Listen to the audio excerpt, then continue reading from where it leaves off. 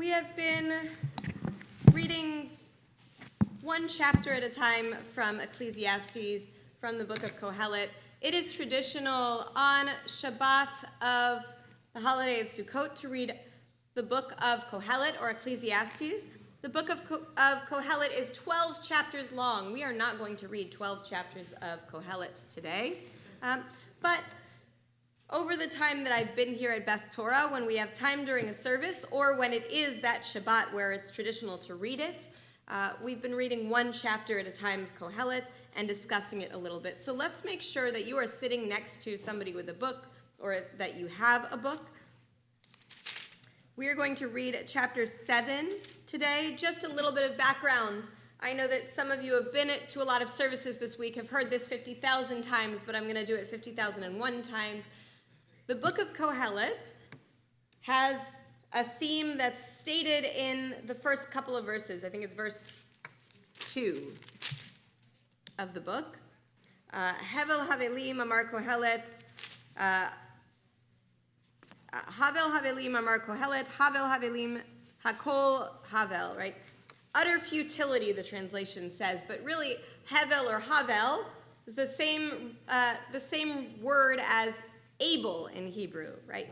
Abel is a character who's here today, gone tomorrow, right? So we're talking about futility as in transience, things that come and go and come and go. And Kohelet's idea is everything is transient, right? Everything is here today, gone tomorrow. There's nothing new under the sun. Everything that has been will be again. Everything that is today has been at some other point in time. There's nothing new under the sun. And so Kohelet is very into teaching us to enjoy what we have right here and now, because who knows what's going to happen tomorrow. We've spoken in the last couple of chapters, we've studied together about the worth of money and how to use what we have. We are not an ascetic tradition, right? We are not a tradition that says that money is an evil, but there are ways to use money that are evil, right? There are ways to use money that are righteous. There are ways to use what we have that will give us and the people around us, the community around us, fulfillment. So that's a lot of what we've spoken about the last two chapters. We've also spoken about the power of words. So I'm on page 1774 for chapter 7 in the brown book. In the blue book, does anyone know what page chapter 7 is on? 900. Okay. So chapter 7 of Kohelet, I'm going to give us 5 minutes to read through, and I'll look around to see if you're done. But we're going to read through silently. The questions I want you to consider when you're reading are, number 1, do I have any contextual questions? Or questions about the text in general? The main one, number 2, is, the main question number 2 is, what am I taking home with me? What's something that I can take home with me from this text to bring out into my life? Right? One of the lessons the past couple of days has been to take a breath before I open my mouth. One of the lessons has been use my funds both wisely and righteously. Right? So what is a lesson that I can take home from reading this today? Blue book is page 1441. Blue book is 1441. Brown book is 1775. I'll give us a few minutes. Read through either on your own silently or with your partner. Ecclesiastes chapter 7.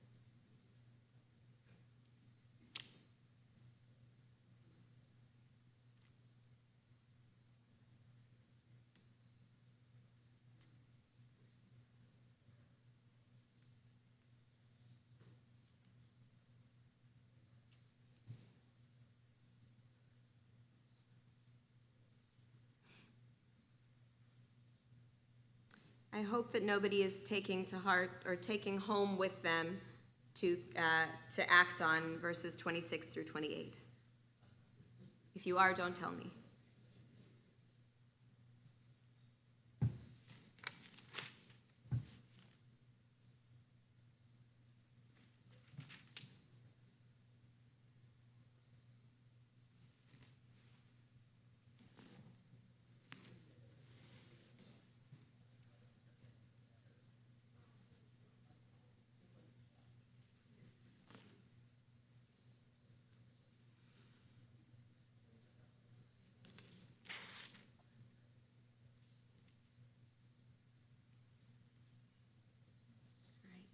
There is a lot packed into this chapter of Kohelet.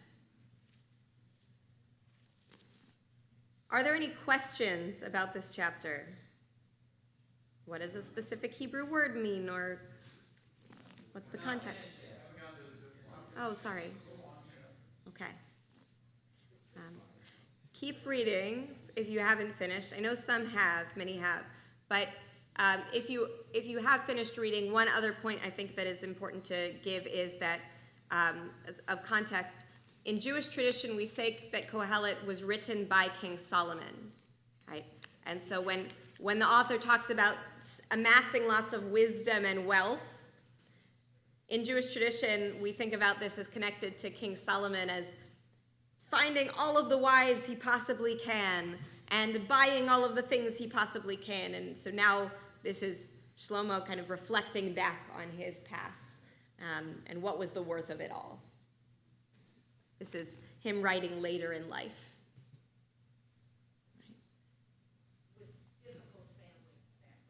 With a difficult family background, exactly. Right. So for those who have finished, what is something that you are taking home with you today? Or that you can take home with you today? Because there's a lot in here, but what's one thing you can take?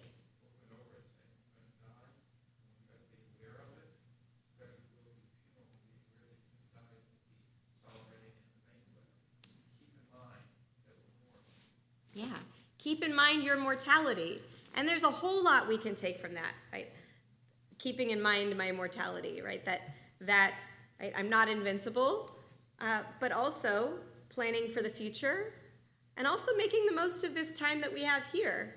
But I recently read the Amen Effect by Rabbi Sharon Brous, and she says, go to the simcha, go to the funeral. That's what her grandmother told her. Right? The power of being present at one of those events, right? The amount of comfort that gives the family is huge. I don't think that that's Kohelet's intention, but that's what kind of it reminded me of.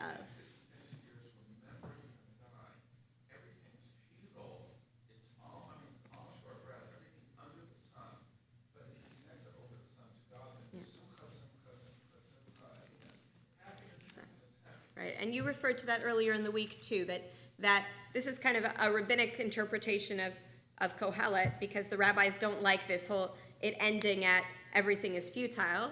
Right? When Kohelet talks about everything under the sun is futile, let's also pay attention to what's beyond the sun. Let's bring God into the conversation.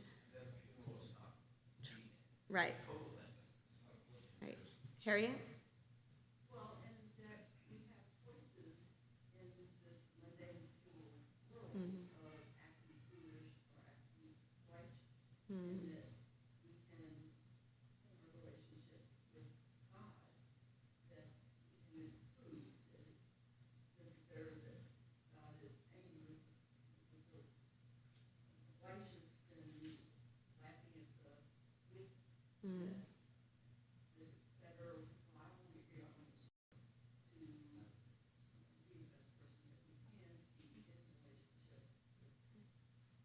It's better while we're here to embrace the relationship we have the ability to have with God. Kimber? In verse 10, it states that don't ask why things were so good in the past, because that's not a smart thing to do. Yeah. I'm going to take that. Me too. That's the one that I'm taking today too, right? Don't be upset that things in the past were better or different. Right? Sometimes we look at the past a little bit too much with rose-colored glasses, right? Right? It's not worthwhile sometimes to go to look at the past and say, well, why were things so much better? Why can't they be that good now? Right? We're in the moment we're in right now. Sid? I feel like I would add on to that. If the past was so great, look at it with gratitude and take that.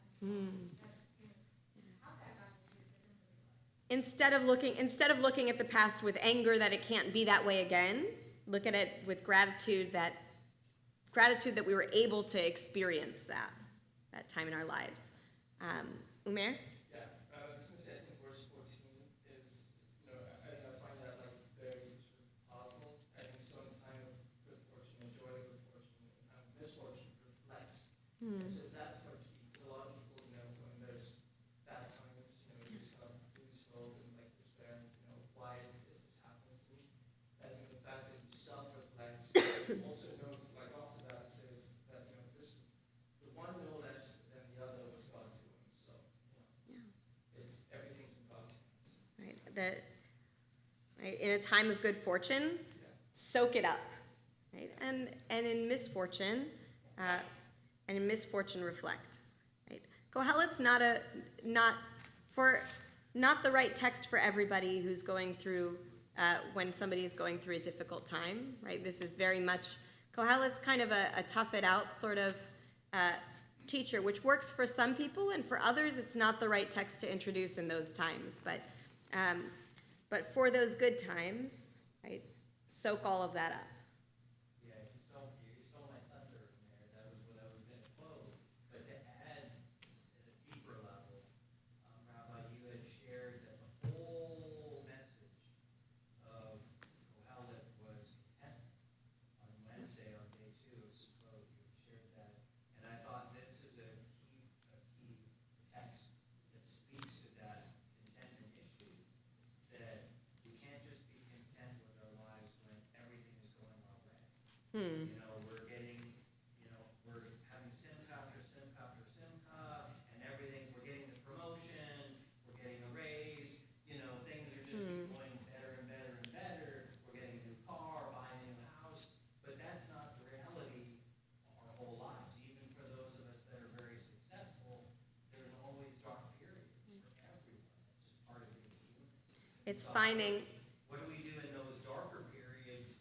Do we, like Umar said, do we get into depression and despair, or do we look to the one who creates the universe, that created the universe, as the source of life? Yeah, don't lose Rec- hope. That was my point about self-reflection.